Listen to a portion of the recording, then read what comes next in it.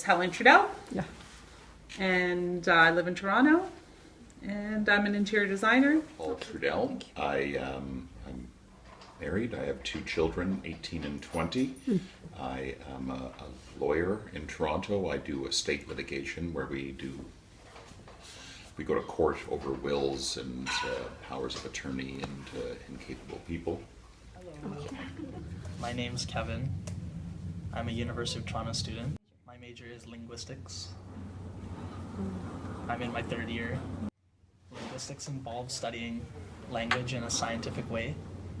So we study pronunciation, grammar, and meaning. So my name is Erin Inoda, and I'm a PhD student in cinema studies. And I don't know, my interests are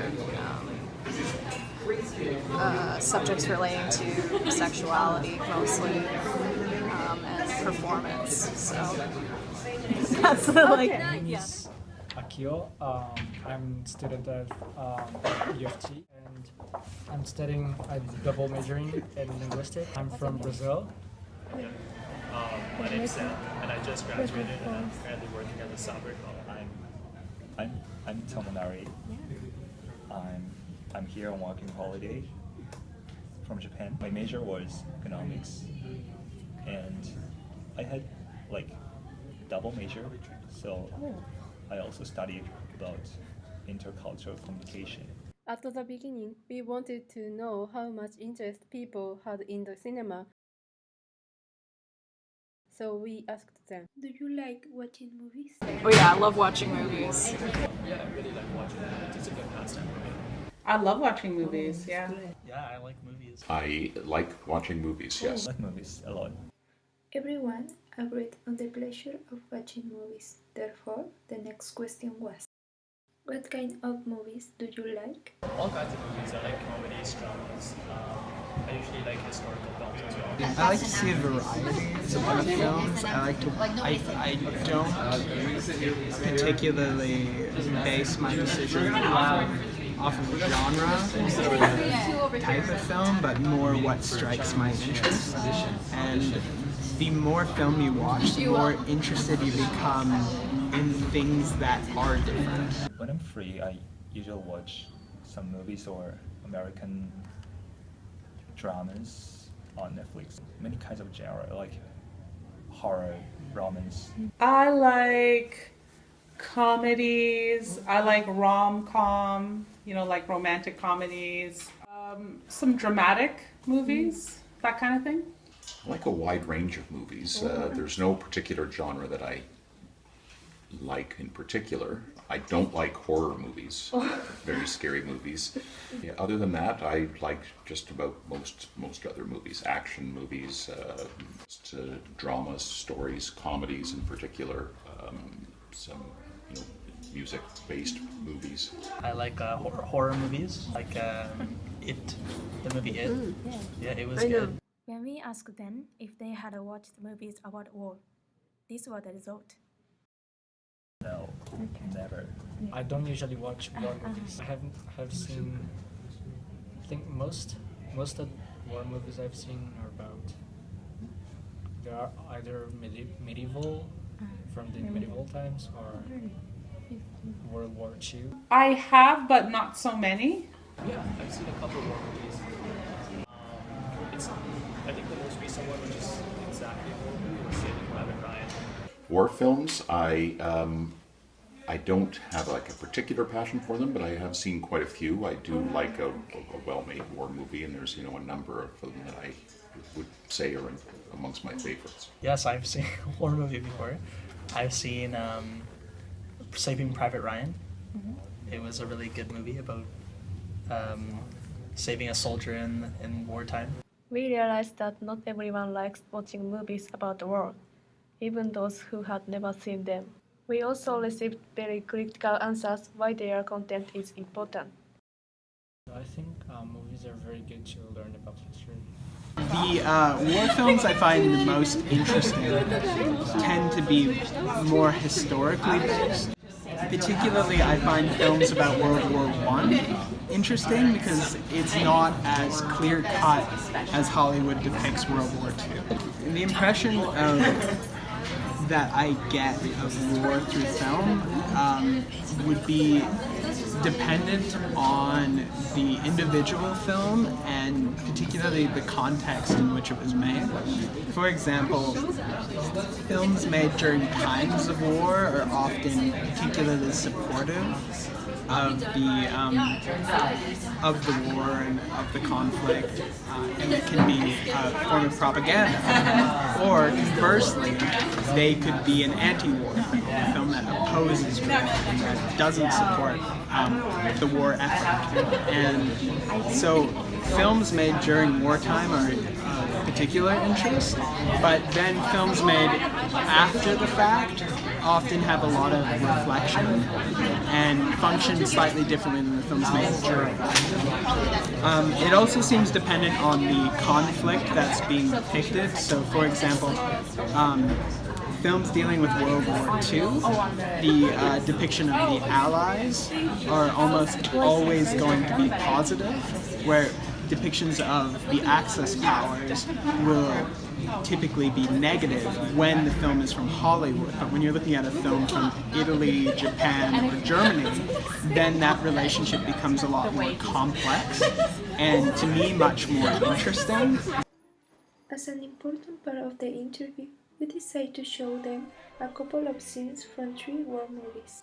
In addition, they gave us their opinion and shared about what knowledge they learned.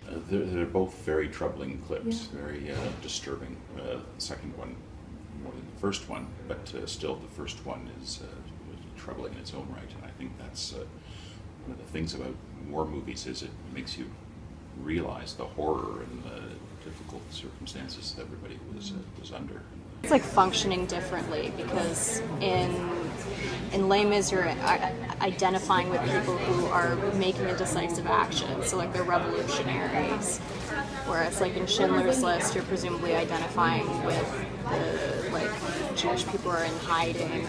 Two films have different projects in mind, and their approaches reflect those projects in different ways. Specifically, no one alive currently remembers the events depicted in Les Miserables. But when Schindler's List was released, people had those experiences and remembered those events.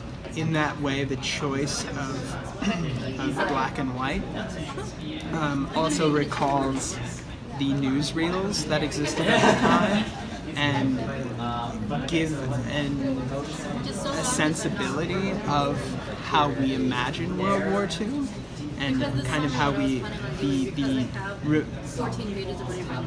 memory of it is often seen through footage of the war. I perceive the ideology of the two films. That would be my argument. The first movie was Les Miserables, and it was more of a musical, so it's hard to feel like a sad kind of feeling because they're happily singing. But in the other movie, it was more dark and sad. It was also in black and white, and it felt more real because you see like the despair in people's faces, and you see them being killed with machine guns, and if you have more of a sad impression from watching the Schindler's List movie. We learn about history, we only like read text and hear about it, but with movies we can see what happened, how all the people felt. I think war movies or historical movies don't necessarily need to base themselves exactly on what happened, but I think they do, in my opinion, they do a very good job at representing what happened. I thought they were both pretty good movies. Definitely, like having seen Les Miserables before, it felt a little bit more sort of realistic compared to what Schindler's List was. But I thought they were both pretty accurate, like good insight on both of them. I think the part of it,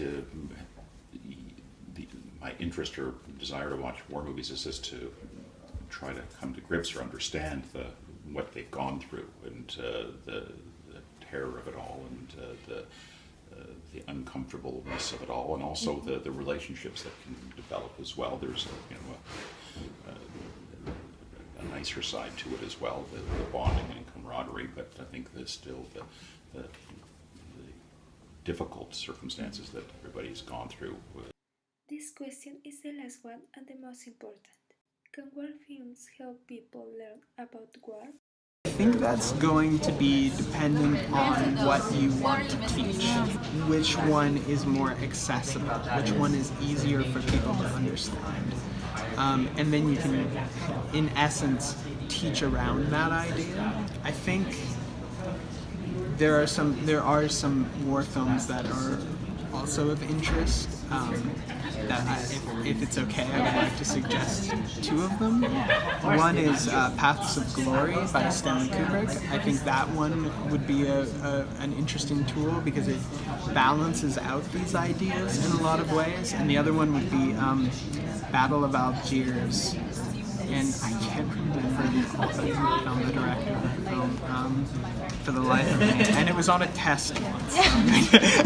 That cinema as a teaching tool is very strong, but also problematic because you can infer from the film what you want. So you can use the same film to justify two different ends. The same way you could do with any book, with any play, with any